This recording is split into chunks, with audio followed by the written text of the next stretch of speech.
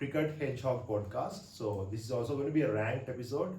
So in this episode, we are going to rank the best games ever played between Sri Lanka versus India, right?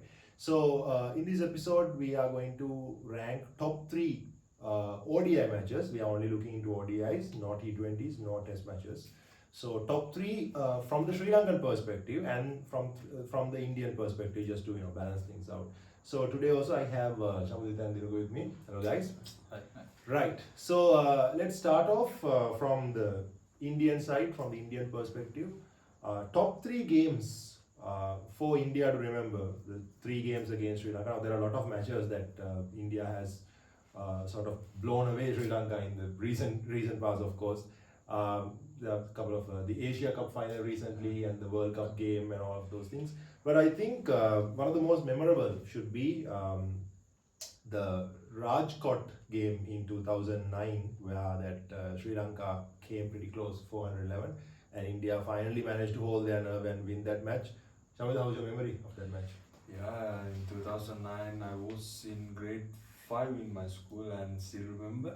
And India scored 414, but I never thought that we would get that close, yes, right? Yeah, and also I think credit should go for both sides, and especially Sehwag knock one, if I'm not mistaken, 140? 146, and Dilshan also scored 160. 160. But to be honest, Indian fans, if you are an Indian fan, that was our game, but unfortunately. The heartbreak was that even I was in grade 12 back then. I watched it like in one of those like street, like on one of those like TV shops. Like I was with like pedestrians watching that match on the road because I was on my way home after one of my classes. So you see that because Sangha and Dilshan were playing so well, right? First, when India scored 414, I think that was the second or third largest total at that time, right? So then I was I gave up. But then when Sangha and Dilshan were playing so well, I thought that was going to be a repeat of that Australia-South Africa match where it was just a few years ago. And it was such a heartbreak that we came pretty close. But I think credit should go to Dhoni, how he managed these bowlers and like how he pulled the game back. Dinu, do you remember that match? I didn't watch the match, but I watched the highlights. So something I saw during the highlights was, like you said, 414 on the scoreboard. The scoreboard pressure is on the batsman, especially the two openers.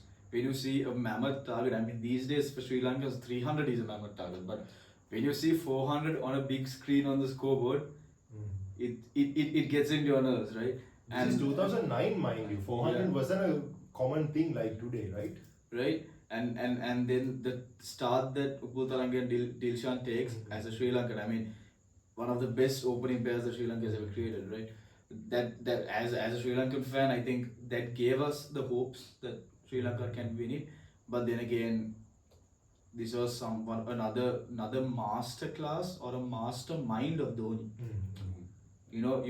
Regardless whether the opposition gets the best start of their life or even the best batsman play, Dhoni has idea. Dhoni knows who is the bowler, who you should use. I mean, it's sad that we don't see we don't have captains like Dhoni playing, right? Sure.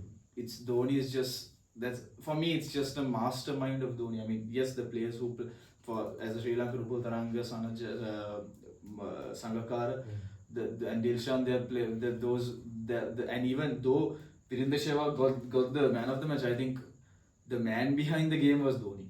Yes, pretty much. So as number 2, we've chosen another game, another chase, but this time India was chasing and this was successfully chased down.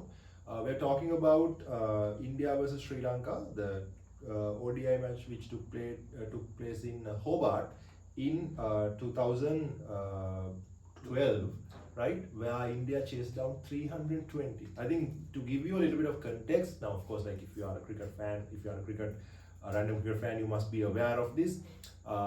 India wanted to qualify for the for the final. It was a Tri-Nation series, right? And they had to win that match in 40 overs to get the net run rate. So I was watching the match, and when Sri Lanka scored 320, I was like, okay, we are good. I told my friends, you know what, India might chase this down, but not in 40 overs. So we are safe to go to the final, right? But then, like, I came after one of my lectures. I think I was in university first year when that time in college. So one of my friends came to me and told me, like, you know what, they've scored like 200 in the first like 20 overs, right? Then I was like, okay, we need to go check this out. And like I was watching how Kohli and Gambhir, I think Kohli and Gambhir, how well they batted and, like, you know, chased down. Do you remember this match? Yes, of course. To be honest, I couldn't be able to watch the Sri Lankan innings because I was in school. Then I suddenly came back to the home and was for the television and so brilliant young man chase. I mean, I cannot imagine his mindset of that match. I think Kohli said that, you know, chasing 320 in 40 overs sounds like impossible. So let's think of it as two T20s back to back. You have to chase 160 in 20 overs twice. The smart thinking. Yes. He has hit 133 from 86 balls. 86 balls. So In 16 fours. And then I think he put the but early stage he was already put the foundation. But in after this match, I think he got his name, iconic name after that match. I think all the credit should go for Kohli. Right. So since we talked about something that should be credited to Dhoni in the early match, this one should definitely go to King Kohli, right? Okay, so now we are moving on to number one for India. I think the best memory an Indian fan would have about, like, Sri Lanka, and the most heartbreaking memory for a Sri Lankan fan is the 2011 World Cup final, where, like, as Ravi Shastri puts it, India lifts the World Cup after 28 years and Dhoni finishes off in style, right? So do you remember this match? Did you watch this match? Obviously, yes, I watched the match and I thought Sri Lanka won it when Tendulkar got out. Yes. When Malinga, when Sangakkara took that tip catch and Malinga ran all the way down to third man, I thought, yes, Sri Lanka won the World Cup. But then came Dhoni again, another masterclass innings by Dhoni, the finisher. Like, he finished off in style with. I think the last shot was a helicopter shot, right? Yes. It was controversial because Dhoni came ahead of Yuvraj, because Yuvraj was in form and Dhoni wasn't in form. But I think he wanted to keep the left-right combination going, right? And that was. And of course, we need to talk about the underrated inning Gambhir. Yeah. One of the most debated topics on social media, Gambhir or Dhoni, but I think credit should go to both. Right? Yeah. And to be fair, like, you know, Gambhir does get a little bit of less attention than he deserves for that inning, right? I mean, in that match, I think that's the only match that Yuvraj Singh failed. Right? He wasn't in his peak performance in that match because he has played 21 runs from 24 balls, right? Regardless of the stats, during that match, even we were thinking that we were going to win. No matter that Dhoni was there, yes, Dhoni is a best finisher, right? But though he was there, we were thinking, because Yuvraj Singh was struggling in the ground.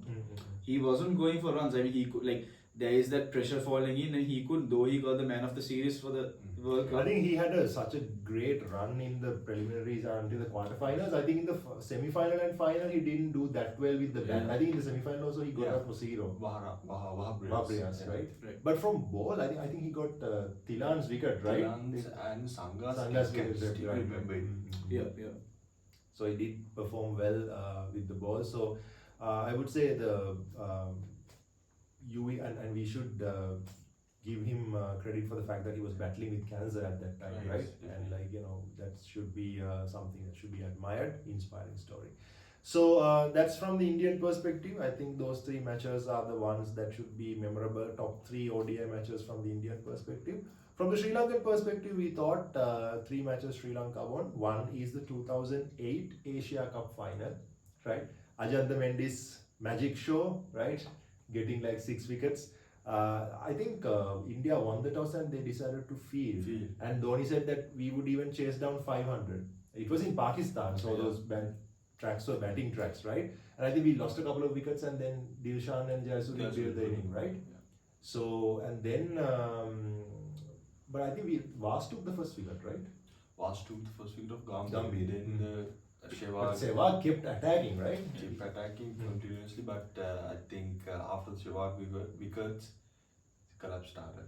But I think Sehwag was just being Sehwag. 36 Yeah. balls, 60 runs, I 60, think. yes, Right? And then I think he came down the track to one of Mendis's deliveries and he Yeah, missed yeah. it. And that's it. That was the beginning of the collapse. But Gimanai, I think also, but Dhoni stayed as normally. He stayed still last wicket. I think, if I'm not mistaken, he got tip catch or something for Vas or Right. or some fast ball. I couldn't remember it. And I think he scored 49 or 50 some sort of runs. But it was completely, I think he should go for Janta Mendes and I think that's when Mendes announced his presence to the world, Exactly. right? So when he was the mystery spinner. With the carom ball. Well, yes, right. So then, as number 2, we've chosen when it comes to India versus Sri Lanka. Looking at it from the Sri Lankan perspective, we decided to pick 2017 Champions Trophy, right? And that was another unlikely win because India was clearly the tournament favorites at that time, and Sri Lanka people didn't give that much of a chance to Sri Lanka.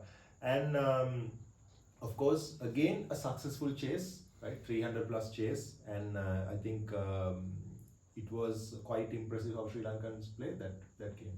Yes. Do you remember this game? For me, this was like one of the points where just after Mahela Kumar Sangalkar, all these people left, and the younger generation was coming into the play for Sri Lanka. And again, this is where I think Asela Gunaratne played for Sri Lanka, and I mean before he got that particular injury, this was one of the matches that he performed well, and even Angelo Matthews was called back to the side for this Champions Trophy, right? So I think this is again for me as a Sri Lankan fan, this is where Sri Lanka figured out the rhythm with Kusal Mendis and all these players that yes, we don't have the seniors, but we need to play our shots, right? And playing, and especially winning against India, because India, regardless of who was playing, whether it's Mahela, Sanath or anyone, India is one of the strongest rivals for Sri Lanka. So this, for me, this is where, like I said, the youth of this The new team, generation of Sri Lankans figured out yes. how we should go and how we should plan. Again, here is where I think Kusal Mendes played one of his memorable knocks of 89, right? We don't get to see Kusal playing that well very often, but here he got this chance to play the best innings. I think one of the best innings, I would say, of Kusal Mendes. Of course, no one actually gave a chance to Sri Lanka. Do you remember this match? Yes, Giman, I watched it beginning to end, and still remember that Asela Gunaratne 6 was the 6 I still remember in my mindset, but unfortunately he got injured after the series against India. I think it was a memorable match for me because chasing 370 is never easy when you're in English, when you're in England conditions. So, but I think credit should go for Sri Lankan batsmen, how they manage the Indian bowlers, and especially the Virat Kohli's pressure. Especially when he's in the field, he always trying to get more and more pressure. And thankfully, I think everyone in the Sri Lankan batsmen gave their contribution for, especially Gunatilaka, and except Deepkal, he got for 7 runs. 7 runs, and everyone contribute their part to the win. Right. So now we move on to number 1. Of course, if you're looking at it from a Sri Lankan perspective, the most memorable win the Sri Lankans have over India would be the 1996 World Cup semi-final. Of course, memorable for several reasons. First of all, like how Sri Lanka lost the first few wickets, and then Aravinda's, as to quote Tony Gregg, a little gem of an inning, right?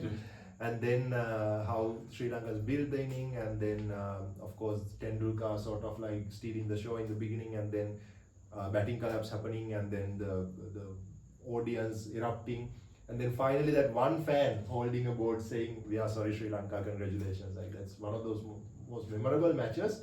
And in 1996, now, so for example, that you were born several years after this match, but you've seen the match on YouTube, like one of the most popular matches. So, your thoughts on this match?